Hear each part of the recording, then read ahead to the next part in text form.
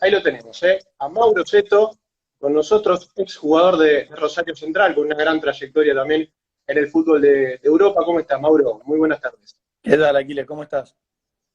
Todo muy bien por acá. Y bueno, como estaba diciendo, siguiendo en este ciclo de entrevistas, te agradecemos que te hayas aprendido a charlar un ratito, a hablar de fútbol, por supuesto, y bueno, a contar en este caso qué se puede ir haciendo, ¿no? En esta cuarentena, a muchos les ha dado por encontrar algún hobby nuevo, te ha pasado, un tiempo de más que uno tiene, y para qué lo puedes utilizar. No, lógicamente, como todo el mundo, estar adentro es algo que nos tocó a todos. Y en mi caso, bueno, obviamente aprovechar el tiempo para estar con la familia, con los hijos, que siempre es importante aprovechar estos momentos para poder pasarlo con ellos. Y después, desde lo que tiene que ver más con lo profesional, he tratado de aprovechar para hacer algunas cosas online, mucho Zoom. Es algo nuevo para todos esto y Seguro. nos ha permitido mantenernos comunicados, poder seguir charlas, conferencias y bueno, he hecho bastante de eso y lo he aprovechado en ese sentido. Bueno, y hace muy poquitos días te abriste la cuenta de Instagram. ¿Cómo la vas llevando? ¿Es otra herramienta más? Sí, sí, soy nuevo en esto, soy nuevito. Pero no, bien, bien. Yo tenía solamente cuenta en Twitter hasta ahora y bueno, para tener la posibilidad de, por ejemplo, hacer estos vivos, me abrí la de Instagram también. Bueno, vamos a empezar a repasar lo que ha sido tu carrera, primero dentro del campo de juego, aquellos inicios en Central donde no tuviste demasiado tiempo de mostrarle al hincha de lo que podías dar y rápidamente se dio el paso al fútbol francés. Sí, me tocó debutar a los 19 años y en ese semestre que empecé a jugar, al poquito tiempo, a los 8 o 10 partidos más o menos, vino el Nantes ya con intenciones de comprarme y bueno, era una época donde la verdad que Central vendía muy rápido y prácticamente no tenías ni tiempo de decidir o de pensarlo y bueno, se dio la venta muy rápido, con el paso del tiempo siempre lo dije, me quedaron las ganas de jugar un poco más, era muy joven, y inclusive era muy joven para empezar mi carrera en Europa, pero bueno, fue una decisión que se tomó en ese momento y bueno, empecé a jugar rápidamente en el fútbol europeo.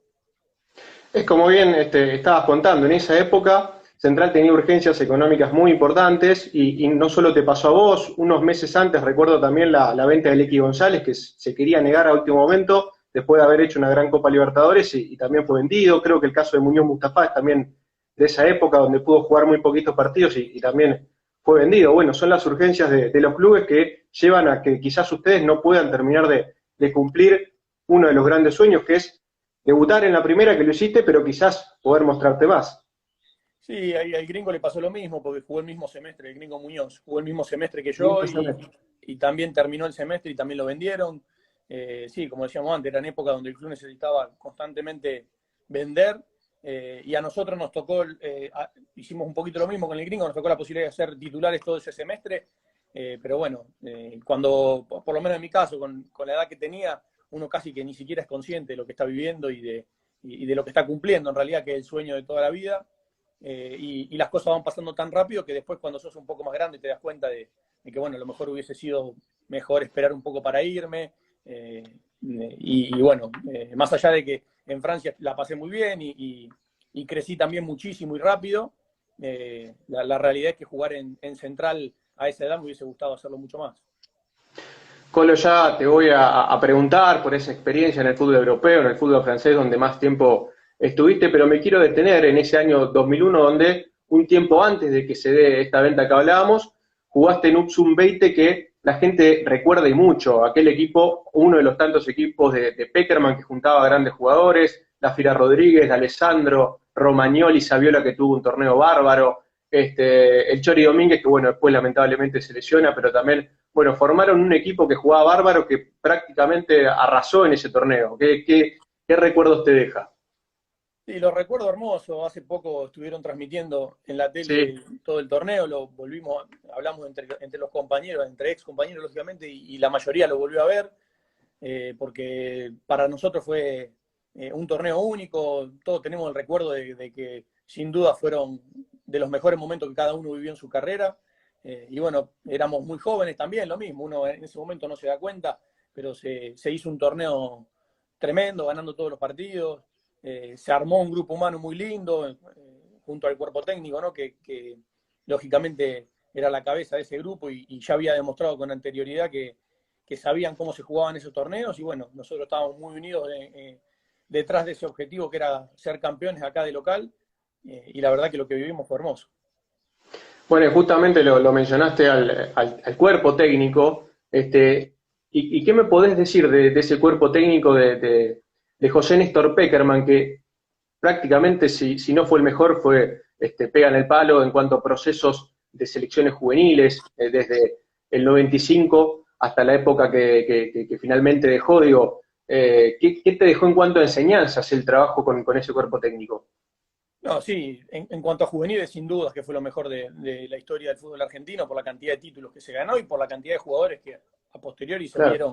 se vieron jugando en la selección mayor, porque la realidad es que esos chicos que iban jugando en las juveniles, a los pocos años los veíamos a todos en las mayores o jugando mundiales en la mayor, que es lo más difícil de repetir hoy en día, creo yo, ¿no? Y en cuanto a qué nos dejaron, a nosotros nos terminaron de formar o nos fueron formando como personas también, porque Claro.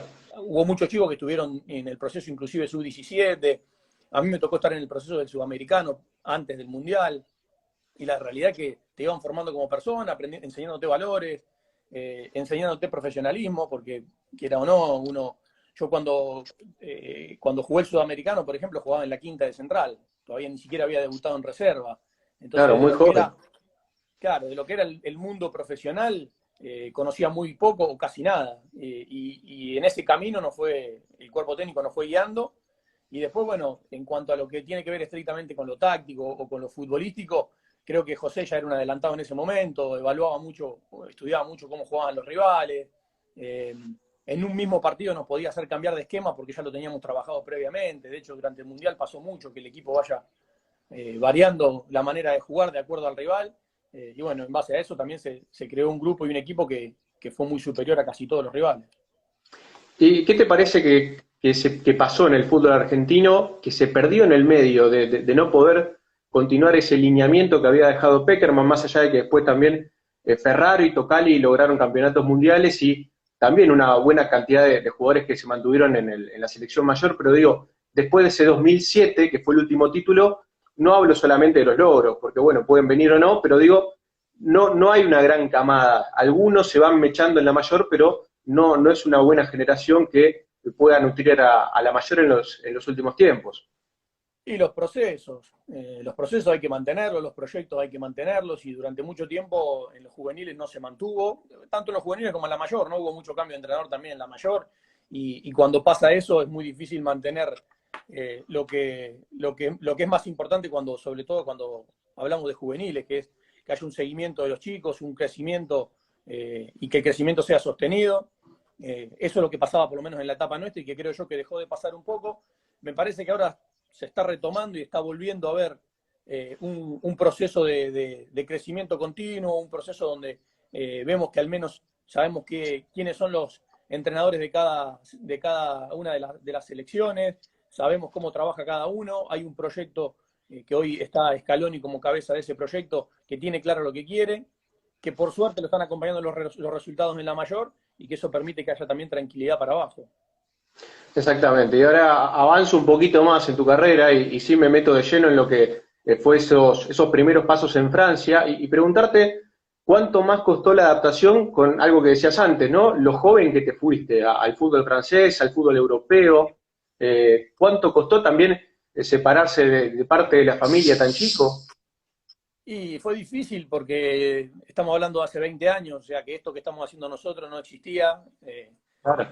Solamente existía hablar por teléfono y no era lo mismo, y la realidad es que Estaba mucho más caro. estaba mucho más caro también hablar por teléfono, se extrañaba mucho, y bueno, había que crecer a la fuerza, digamos, y creo yo que cuando llegás con la edad que llegué yo a un país donde la lengua tampoco es la tuya, donde yo tenía solamente un puñado de partidos en primera, así que tampoco me sentía tan seguro de mí mismo en cuanto a llegar a jugar en Europa. Fue difícil al principio, más allá de que jugué mucho, el primer año jugué mucho para la edad que tenía, después el segundo tuve una lesión y jugué menos, pero el proceso de adaptación se fue dando de a poco. Es difícil vivir afuera cuando uno es joven.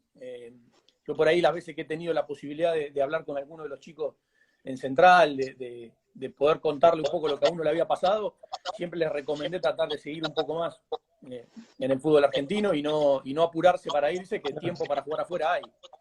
O sea, no lo que hice yo, sino tratar de hacer otra cosa. Pero creo que la adaptación es dura cuando no sabes la lengua y cuando llegas a un país nuevo, pero de a poco uno se acostumbra. ¿Y qué te llevas también, digo, no solo de lo futbolístico, sino de las costumbres, de las experiencias, de haber vivido en España tanto tiempo? Jugaste en el Nantes, en Toulouse, un tiempito en el Lille también. No, después la experiencia de vida, las mejores. Yo siempre digo lo mismo, que yo terminé de crecer como futbolista, pero también como ser humano en Francia.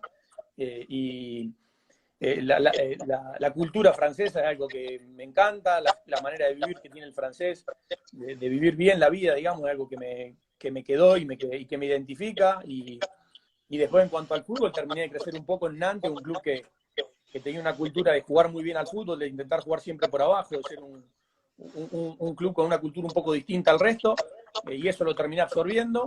Pero después, en cuanto a la vida allá, lo que tengo son recuerdos hermosos.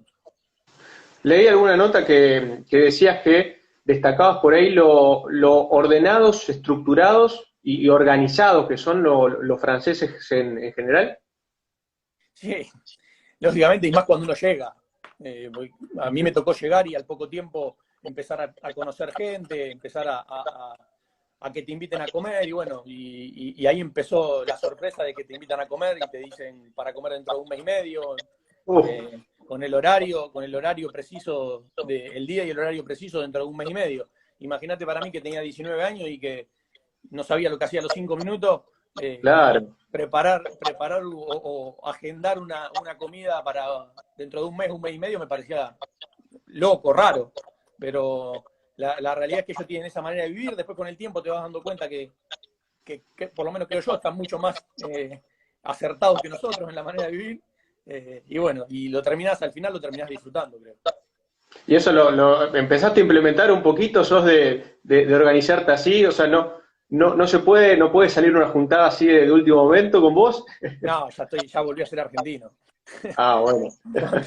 Cuando volví de Europa, que me tocó volver a San Lorenzo, al principio tenía un poco yo esa costumbre de querer saber las cosas con anticipación, o en el club también inclusive, de querer saber cómo entrenábamos la semana siguiente, o Claro. qué partidos teníamos el próximo mes. Y bueno, después me tuve que empezar a acostumbrar que en Argentina así no es, y que las cosas van al día a día. Y como uno al final de cuentas es argentino, terminó acostumbrándose rápido a eso, y ahora otra vez no sé con quién voy a comer dentro de 2 días. No, bueno, y más en esta situación que no sabemos qué va a pasar y cuántos meses vamos a tener que esperar para hacer ese tipo de juntadas. Bueno, seguimos avanzando un poquito y hay un momento que es el año 2003 donde te tocan un par de convocatorias con el Loco Bielsa y preguntarte, más allá de que creo que no te tocó sumar minutos, preguntarte qué sacás también, ¿no? De un técnico que tanto elogian en el mundo, todo lo que lo tuvieron y bueno, en tu experiencia al menos de haber compartido un par de convocatorias. Sí, en realidad a los que habíamos jugado el Mundial Sub-20 muchas veces nos había tocado ser sparring ya de esa Arrancar. selección de Bielsa, así que lo veíamos trabajar mucho. Nos tocaba trabajar con el ayudante, con Claudio Vivas, para preparar los ejercicios que después teníamos que hacer. Y obviamente que uno aprende un montón desde lo táctico, porque es un tipo que tácticamente está por encima de la media, y tiene muy claro lo que quiere. Después, obviamente que había que estar al 100% en cada entrenamiento, que era muy exigente, y eso ya lo sabía desde la época mía como sparring. Después, cuando me tocó la convocatoria, lo primero que me pasó fue sorprenderme, obviamente, porque uno lo que siente también es cuando se va a la liga francesa, y yo tenía 20 años en ese momento, lo que primero pensaba uno es que se iban a olvidar por ahí un poquito de uno. Claro. Pero bueno, también se estaba preparando el preolímpico del año siguiente para las Olimpiadas, y las Olimpiadas que finalmente se jugaron en el 2004. Así que muchos de los chicos que empezaron a citar en esa camada los estaban preparando ya para las Olimpiadas. Y bueno, me tocó estar en 2 convocatorias, después al final no terminé jugando, solamente fui al banco en un partido contra Holanda. Y lo guardo como un recuerdo hermoso. Después, obviamente, me hubiese gustado debutar y sé que estuve cerquita, pero bueno, quedó entre las cosas por hacer. Y en cuanto a la selección, ¿en algún momento también te sentiste que podía llegar la chance por cómo estabas jugando o esto que decías que antes el fútbol francés no llegaba tanto, ahora quizás sí, con toda la explosión del PSG y demás, por ahí llega más, o es una liga que ya consumimos un poco más? La realidad es que en ese momento, cuando nos empezaron a citar preparando lo que era las Olimpiadas del 2004, creo que si yo me hubiese mantenido en ese proceso, hubiese tenido posibilidades después de poder debutar en la mayor. Lamentablemente en el momento donde se empezó a preparar el grupo para el preolímpico fue la época que me agarró a mí lesionado, que estuve casi 8 Claro. meses lesionado, y todo ese proceso de preolímpico y olimpiada me lo perdí, y ahí creo que se pasó un poco, como se dice generalmente, se pasó el tren para mí en la selección. Después, ya siendo un poco más grande, a los 26, 27, yo creo que en Francia tenía un buen nivel y que fueron los mejores años de mi carrera, creo yo, y era la época por ahí, cuando ya agarró Maradona 2008, 2009, era una época donde yo creo que hubiese podido tener una posibilidad, sobre todo por la cantidad de jugadores que se citaban en ese momento. Sí, sí. Lamentablemente no me llegó la chance y bueno, creo que si hubo un momento en mi carrera donde podría haber estado, tal vez era ese. Veo de fondo una de tus camisetas, imagino que la del Nantes por color. ¿Sos de coleccionar las propias, alguna que hayas intercambiado? ¿Tenés alguna especie de museo en ese sentido? Sí, acá donde estoy tengo, bueno, cada una de las camisetas de los clubes donde jugué, más una de la selección también, que bueno, es el único lugar donde más o menos guardo un poco las cosas, con algunas medallas también. Y después tengo camisetas que cambié, pero la realidad es que las tengo en cajas y nunca las saqué, o las saco muy de vez en cuando, se las he mostrado a mi hijo, que a veces me pide que le gusta verlas, pero después no las tengo colgadas, las que he cambiado y eso no las tengo colgadas, simplemente tengo las mías, de los clubes donde jugué. Colo, vos sabés que te empecé a escuchar un poquito más bajo, no sé A si ver, hubo algún problema. no toqué nada yo. A ver, ahora, Ahí, ahí te escucho bajo todavía, ¿eh? ¿ahora me escuchás bien o no? Ahí un poco mejor. A ver, vamos a ver, lo tengo en la mano ahora, a ver si de esa Ahí manera. está. No, sí, te decía que camisetas que cambié tengo muchas, pero están todas en cajas y no las tengo puestas en algún lugar de la casa. Tengo solo mías. Perfecto. Y bueno, en este repaso, uno va viendo los clubes que te tocó jugar y fuiste compañero de dos que hoy son excelentísimos jugadores de primer nivel. Y a ver, como si nadie nos escuchara, podríamos decir que en alguna práctica donde te haya tocado enfrentarlos, un poquito los moldeaste. Hablo de un tal Paulo Dybala y un tal Eden Hazard. ¿Un poquito los moldeaste o no? Sí, bueno, ¿Los hiciste crecer?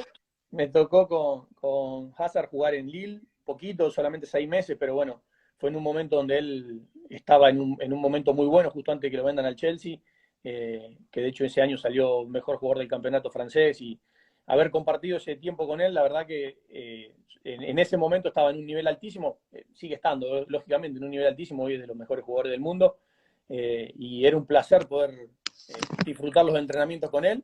Y con Paulo lo conocí muy chiquito, él tenía 17 años cuando llegó a Palermo, que ni bien llegó de instituto, eh, y ya empezaba a mostrar cosas. Ya te dabas cuenta que para la edad que tenía hacía cosas que eran distintas, que la manera de pegarle a la pelota, la manera de desmarcarse, de recibir, de buscar siempre los espacios para recibir solo. Ya se veía que iba a ser lo que terminó siendo, ¿no? Un jugador de elite. Y después también, lógicamente, un chico con una humildad tremenda y que eh, me alegra cada vez que veo que le va bien porque es un chico muy bueno, la verdad. Bueno, y también quiero preguntarte de otro compañero que tuviste ya en tu última etapa en San Lorenzo, que vi que subiste una de tus primeras fotos ahí en Instagram que decíamos, con Angelito Correa. Preguntarte si hiciste una buena relación, si esto de los dos, tener ese sentimiento por Central los ha unido y mantienen todavía algo de relación. Sí, yo cuando llegué a San Lorenzo, él recién estaba, lo empezaban a subir al plantel profesional. Era un chico inferiores que recién subía con 18 años, y me acuerdo que cuando me enteré que era hincha de Central, le digo, ¿qué haces acá? ¿Qué haces que no estás jugando en Central? Y ahí me contó su historia, que se había ido de joven, de muy chico en realidad, a las inferiores de San Lorenzo. Y bueno, obviamente que el lazo con Central nos terminó uniendo, el hecho de poder ver partidos juntos de Central, poder disfrutar cuando Central ganaba. Después esa foto que subí fue porque después de haber ganado el título con San Lorenzo, en la primera foto él hace el 4, y a partir de ahí en la Copa Libertadores cada vez que viajábamos siempre nos sacábamos fotos haciendo el 4 los dos, y era algo nuestro que lo teníamos como, no digo que una cábala, pero algo que hacíamos en todos los lugares donde íbamos, y por eso me pareció lindo subir la foto. Bueno, y él también en este tiempo ha mostrado parte de lo que es su casa, que prácticamente ha recreado lo que es una parte del gigante de Arroyito, cada vez que puede muestra su sentimiento. ¿Crees que en algún momento se va a dar ese gusto de jugar en Central? Sí, sí, él es fanático, también tiene un tatuaje en el gemelo muy grande de Central, y la realidad es que siempre lo hablamos y el sueño de él es jugar algún día en Central. Después, ojalá que el fútbol lo termine llevando para ese camino. Yo creo que si depende exclusivamente de él, en algún momento se va a dar el gusto y va a terminar vistiendo la camiseta de Central, porque ya te digo, es muy hincha, y bueno, el haber seguido de chiquito de Rosario y no haber podido debutar en Central, creo que es algo que tiene pendiente, y ojalá para todos nosotros los hinchas de Central vuelva, porque es un jugador también de primerísimo nivel. Bueno, y hablando de esto del sentimiento que mostrás por Central, estaba en su momento cuando salió el video, cuando todavía estabas en Lille, que les hiciste cantar la marcha a los compañeros del plantel, ¿alguno se la aprendió más o menos? En realidad, cuando uno llega en Francia, cuando uno llega a un club, la costumbre es que te hacen cantar una canción.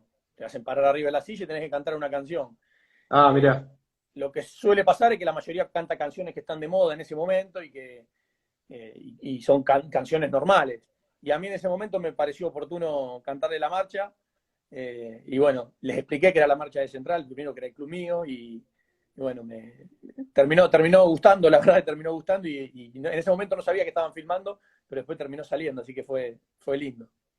Después se repitió en algún momento, alguno se prendió, aprendió alguna frase, aunque sea. No, no, en ese momento nomás, en ese momento sí, sobre todo el estribillo, pero después ya no. Bueno, y ahora ya metiéndote en la última parte de tu carrera y volviendo a la etapa de San Lorenzo y aquella Copa Libertadores que se dio con Bausa también, preguntarte qué significó eso, un logro tan importante, fuiste parte del plantel, recuerdo que alternabas, pero terminaste jugando esa final, ¿no es cierto?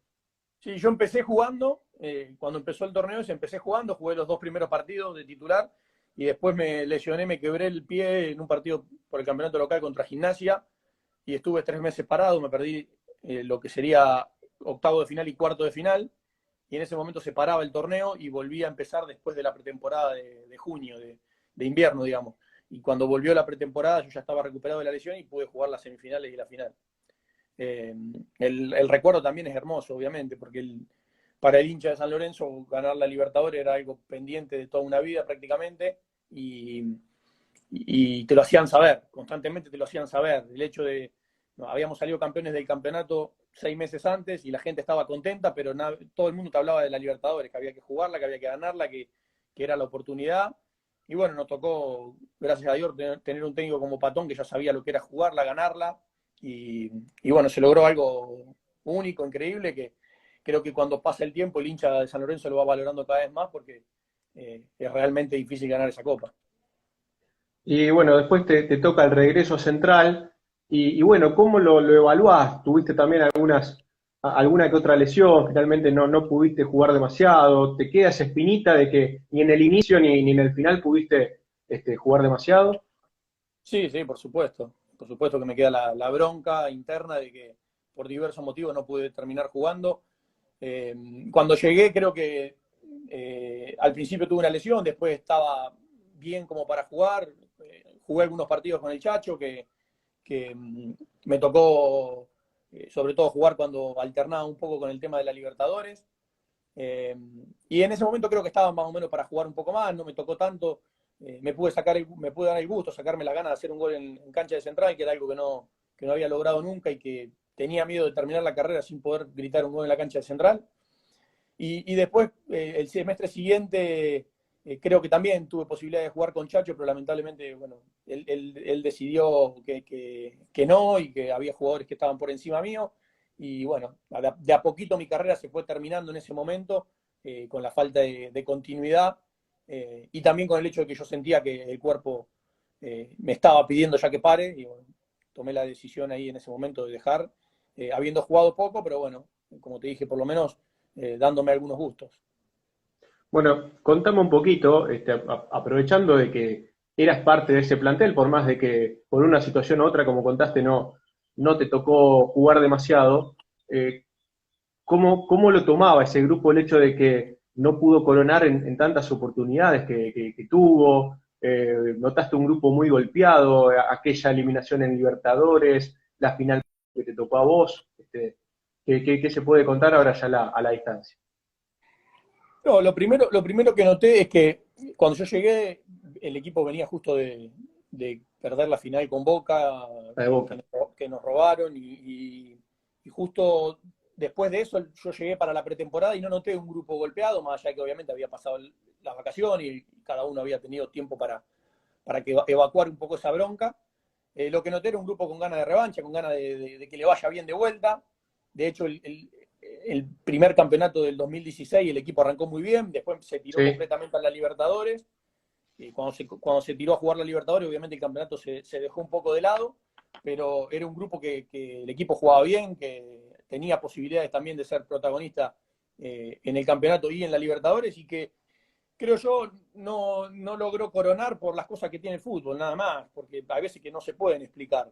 Eh, ya sea la final con Boca o el torneo anterior que terminó ganando Boca, la final con River, inclusive la Copa Libertadores, que más allá de que fue en cuarto de final, Central era uno de los equipos que era candidato a ganarle esa Copa por cómo jugaba, por la mentalidad que tenía. Pero bueno, le tocó cruzarse con el que terminó siendo el campeón y se perdió por nada, se perdió por un minuto, por justamente lo que digo, cosas del fútbol que a veces uno no le encuentra explicación. Mauro, y bueno, después te toca colgar los botines y asumir un desafío muy grande, que es el de director deportivo, el de manager, la figura que se le quiera poner, y más en estos últimos tiempos en el fútbol argentino, que se fue adoptando cada vez más, y se carga un peso importante en la mochila de quienes, con un grupo de gente, por supuesto, no estaba solo para elegir los jugadores, para tratar de traerlos, tienen que justamente armar el plantel.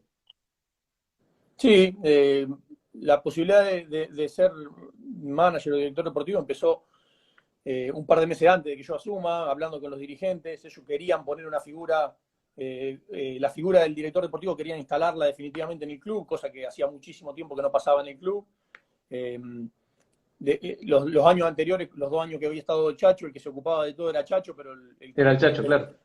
el club entendía que un club como Central necesitaba tener eh, esa figura y desde el club tener una opinión en cuanto a lo futbolístico. Y bueno, lo fuimos hablando los meses previos a que yo me retire. Y bueno, tomé la decisión de agarrar el cargo, entendiendo que había mucho trabajo interno por hacer, más que lo que se veía, porque había que crear una secretaría técnica que nunca había estado en el club, había que implementar cosas nuevas en el club que nunca antes habían pasado, y con todo lo que ello conlleva en el fútbol argentino, ¿no? Tratar de cambiar un poco la mentalidad de todo el mundo. Creo que el apoyo dirigencial estuvo para cambiar y para empezar a trabajar de otra manera. Y la realidad es que la Secretaría Técnica formada completamente y en pleno funcionamiento duró poquito más de un año simplemente, porque después yo estuve casi 2 años en el cargo, pero llevó un tiempo armarla y una vez que yo me fui se disolvió. Entonces a mí me quedó un poco la bronca de que eso no continúe, teniendo en cuenta que se había armado algo para que dure mucho tiempo y para que sea algo que perdure en el tiempo, más allá de quién sea el director deportivo. Bueno, y con respecto a esto que hablábamos, ¿crees que se te criticó muy fuerte por aquel arranque, la gestión que no se dio con Tecillo, eso que mucho por ahí se te castigó, se te criticó porque entre comillas, la encabezaste, tuviste que rápidamente, entre comillas, también aprender de una nueva función dentro del fútbol? ¿Cómo lo ves? No, en cuanto a las críticas, lógicamente que uno las espera porque sabe cómo es el fútbol argentino y sabe que la crítica, uno convive con la crítica de día a día prácticamente. Después, con respecto a casos puntuales, negociaciones que no se llevan a cabo por diversos motivos, hay constantemente, pasa en todos los mercados.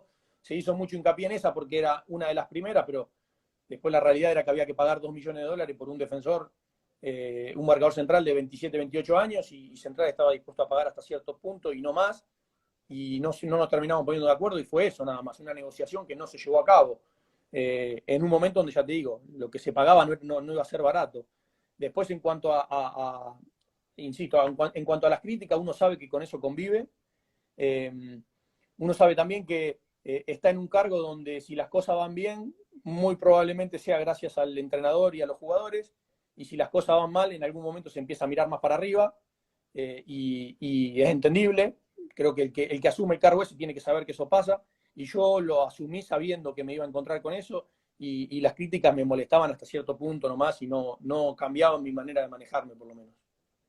Bueno, y como también, por supuesto, te hablamos de esto, de críticas que pudieron haber surgido y de gestiones que no salieron al principio, porque es también parte de las negociaciones, también están las otras gestiones que seguramente te infla un poco el pecho, donde llegaron jugadores que después terminaron siendo muy importantes para la consagración, caso Caruso, la experiencia que termina aportando también y la seguridad en los penales de Ortigosa, Sampedri, Parot, que termina rindiendo muy bien. Digo, bueno, al fin y al cabo, con un tiempo termina armándose un plantel donde participaste en la gestión y bueno, creo que eso también te colgás una medallita.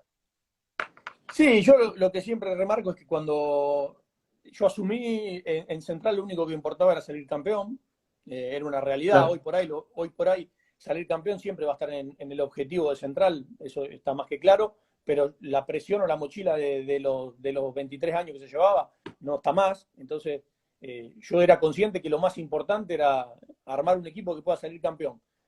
Mi opinión era que para armar un equipo que pueda salir campeón hacía falta jugadores de experiencia y jugadores que sepan lo que era ganar, lo que era salir campeón, lo que era manejar momentos de presión, momentos donde hay que saber jugar con justamente la presión esa de la gente, de la historia y del tiempo que hacía que Central no salía campeón.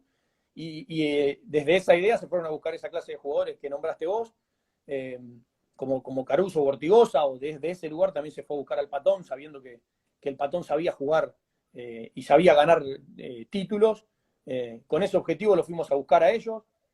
Después, en cuanto a los jugadores que se trajeron durante ese periodo antes de ser campeones, se trajo a Parot, que se lo compró y se lo volvió a vender, a Sampedri, que se lo compró y seguramente se lo venda dentro de poco, al Colo Gil, que se lo compró y se lo volvió a vender. O sea, donde se gastó realmente, donde se invirtió realmente, por suerte el club pudo recuperar la inversión, y la recuperó bien, porque con jugadores que jugaron durante un periodo de un año y medio o dos, y que después se lo vendió o en el mismo precio o en un poco más, y creo que esas fueron inversiones importantes o bien hechas.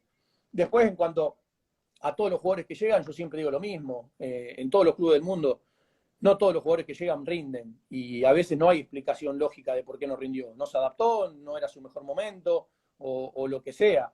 Pero en líneas generales creo que cuando el club tuvo que invertir, los jugadores que llegaron rindieron.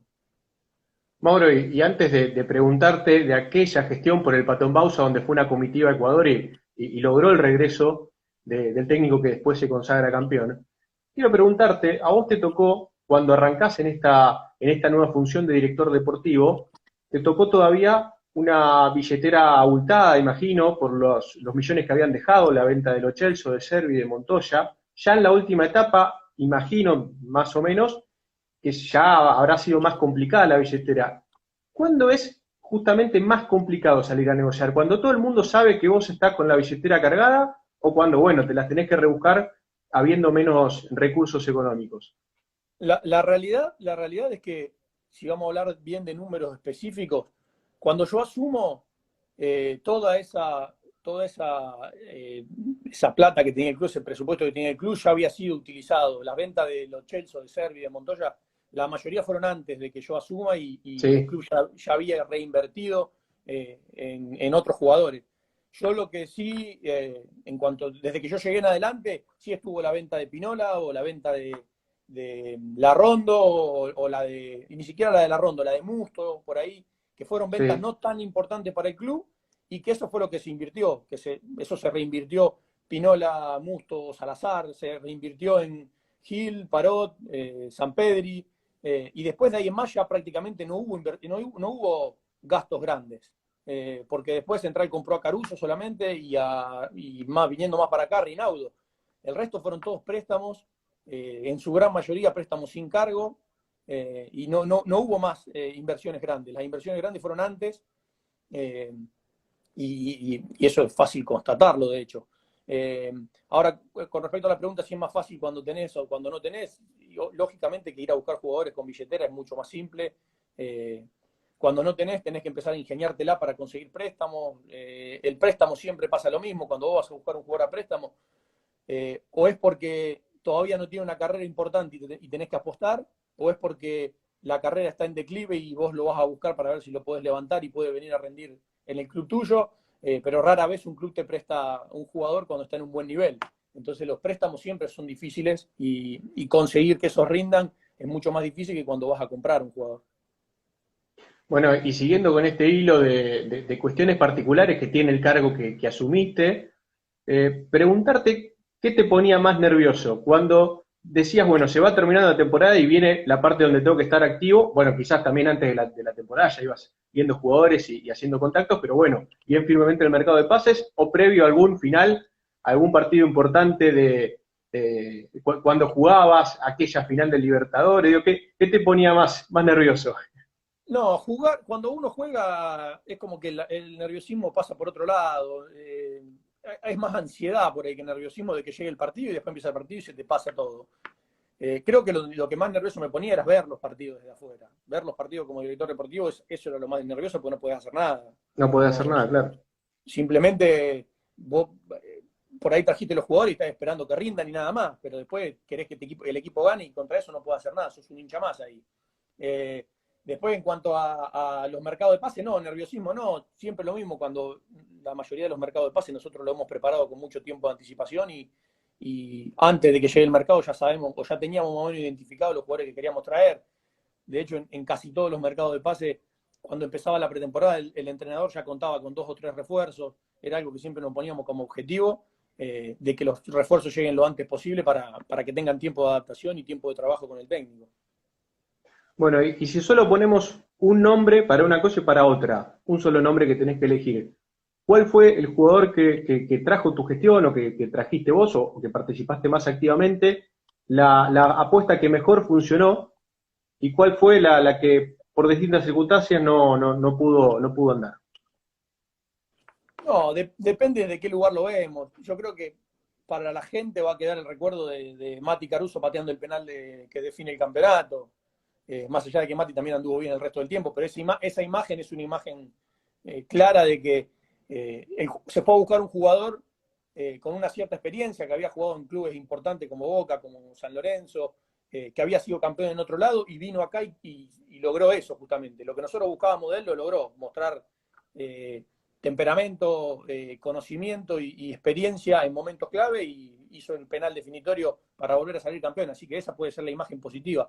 En cuanto a la imagen negativa, creo que hay jugadores que muchas veces vienen con un objetivo y no lo terminan cumpliendo, y creo que ese es el error más grande que uno puede tener, de traer a un jugador con el objetivo de que pase algo y que eso no suceda, por el motivo que sea. Creo que se habló bastante del tema de Harlan, por ejemplo, de Harlan Claro. Barrera, que había sido entre los 2 o 3 mejores volantes del fútbol sudamericano, jugando una final de Sudamericana, y sin embargo llegó acá y le tocó jugar muy poquito y se terminó yendo 6 meses después sin que la mayoría sepa cómo juega. Y nosotros a él lo habíamos visto un año antes y lo habíamos seguido durante un año, y de hecho su carrera después de Central sigue siendo exitosa otra vez en Atlético Nacional.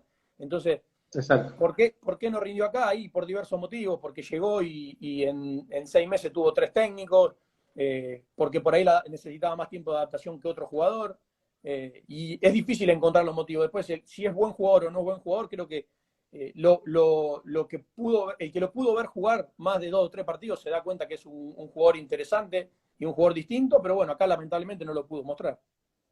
Bueno, y volvemos a algo que quizás el hincha quiere escuchar mucho, que fue esa comitiva que viajó a Ecuador, mediados de 2018, para buscar al técnico que, como bien decías, sabía de esto, ¿no? De jugar un torneo mano a mano, que era la posibilidad quizás más al alcance de la mano que podía tener Central, después de ir a pelear ya sea el torneo largo con el Chacho, otras copas argentinas con el Chacho también, Libertadores, y era el gran objetivo, como bien decías. Contame si todo el tiempo estuvieron convencidos que el Patón iba a dar el ok, si en algún momento tambaleó la posibilidad. Recuerdo algunas declaraciones del presidente en ese momento que daban la sensación de afuera de que, bueno, por ahí es una traba o no. Sí, había obviamente mucho ruido en cuanto a que una parte de la dirigencia estaba a favor de que venga Patón y otra no. Claro. Yo personalmente, como tenía una relación distinta con él y con su cuerpo técnico, siempre tenía un poquito más de información de la que realmente había porque hablaba constantemente con ellos. Yo desde que lo tuve a ellos en San Lorenzo, que fueron que me dirigieron, desde ese momento yo sabía que si en algún momento me tocaba hacer algo en Central, yo quería que ellos estén. Era algo que siempre tuve en mente. Lo único que había que esperar es que Patón esté libre para volver a Central, porque yo sabía que el sueño de ellos, de su cuerpo técnico y de Patón, era volver a trabajar en Central. Y obviamente volver a trabajar con un único objetivo, que era salir campeón, que de hecho Patón lo dijo en su primera conferencia. Cómo se fue desarrollando todas las negociaciones o todas las charlas, recuerdo que fue un mercado largo, entonces teníamos tiempo, desde que terminó el Sí, pues estaba el torneo. Mundial. Claro, desde que terminó el torneo hasta que teníamos que empezar a entrenar había tiempo y bueno, lo pudimos ir llevando de a poco, hablando con ellos. Yo hablaba mucho con su ayudante, con el camello, que me iba un poco diciendo la temperatura de las cosas, de cómo veníamos, si teníamos posibilidad o no, y las veces que me tocó hablar con Patón, entendí que más allá de cualquier situación que podía pasar, él tenía ganas de venir y eso era lo más importante. Y bueno, después hubo que tratar de convencer a los que por ahí no estaban tan convencidos de que venga. Internamente ese trabajo también se hizo y se los convenció de que era el técnico indicado para ese momento. Y bueno, cuando fuimos a Ecuador, la realidad es que yo, por lo menos personalmente, estaba seguro de que Patón no nos iba a decir que no nos iba a hacer viajar para decirnos que no. Y bueno, son recuerdos lindos esos momentos de estar ahí con él y de charlar y de que me pregunte cosas del club y cosas del equipo y del plantel. Son recuerdos que tengo muy lindos y bueno, más sabiendo cómo coronó todo, ¿no? Bueno, ¿y cómo terminó todo? ¿Fue de alguna manera para decir que fue de película todo ese trayecto en la Copa Argentina, lo que les costó? El equipo no terminó de jugar muy bien, pero pasaba las fases casi todas por penales, salvo la primera, y el clásico con Newell's particularmente. Y justamente que esté el clásico rival en el camino seguramente es especial, que se termine dando otra vez el título por penales, con esta mística que tiene el Patón también ahí en ese tipo de definiciones. Es como, de alguna manera, de los títulos que tiene Central, de los que podemos enmarcar en uno que fue de película. Sí, a ver, las casualidades no existen y si Patón ganó tantos títulos en su carrera es porque algo tiene. Después que alguno quiera menospreciar la Copa porque se ganó varios partidos por penales o porque el equipo por ahí no llegaba jugando tan bien o lo que sea, eso es cuestión de cada uno.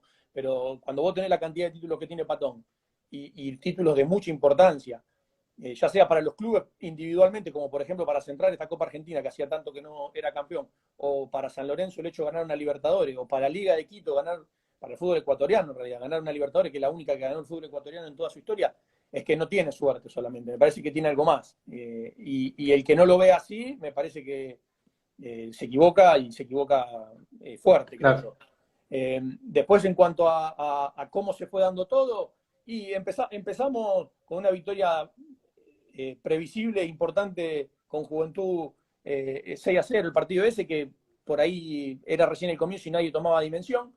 Y después, a medida que íbamos pasando, nos íbamos dando cuenta fase a fase que, che, por ahí internamente la suerte que tiene Patón, como todos dicen, capaz que la viene teniendo acá también, y bueno, nos fuimos dando cuenta que era posible. Después, en el momento que le ganamos el clásico a Newell, que eso es lo que le da por ahí un toque muchísimo más especial al título y lo que hace que el hincha también lo muestre y lo disfrute muchísimo más. Ahí, obviamente, que creímos que la posibilidad de ser campeones realmente existía. Y bueno, se terminó dando de manera agónica, un poco como Central lo hizo muchas veces, ¿no? Central muchas veces terminó saliendo campeón. La vez anterior, en 95, también había sido por penales, de forma agónica, después de dar vuelta un resultado imposible. Y bueno, se vivió un poco a lo Central y por eso se disfrutó tanto. Mauro, te voy haciendo las últimas. Una, bueno, tiene que ver con justamente todo lo que se desencadena después, cuando parecía que se presentaba un panorama mucho mejor para Central, clasificación a Libertadores, el partido con Boca, quitarse la presión de encima, la mochila de encima de la vuelta olímpica después de 23 años, y todo finalmente fue lo contrario, se desencadenó un momento bastante crítico desde lo futbolístico, la salida del Patón, tu salida, después llega el Loncho y también deja su cargo muy rápido, casi sin tiempo para trabajar, con muchos partidos encima. Sí, inexplicable. Yo siempre digo que lo que se vivió después de la Copa fue inexplicable, porque cuando uno cree que después de ser campeón, después de tanto tiempo y con una clasificación a Libertadores, eso va a traer tranquilidad al club y va a traer y va a permitir trabajar de otra manera, proyectando más a largo plazo. De hecho, nosotros lo que hicimos fue dejamos ya de buscar, como veníamos haciendo, jugadores de experiencia y jugadores importantes que vengan y se pongan la camiseta de juego, y empezamos a buscar más proyectos a futuro, jugadores que puedan venir, jugar y venderse, como fue el caso de Vergara, que bueno, sin haber jugado prácticamente en Central, vino, estuvo poquito y se vendió por el doble. Sí. Estábamos buscando más eso, de poder capitalizar un poco más al club.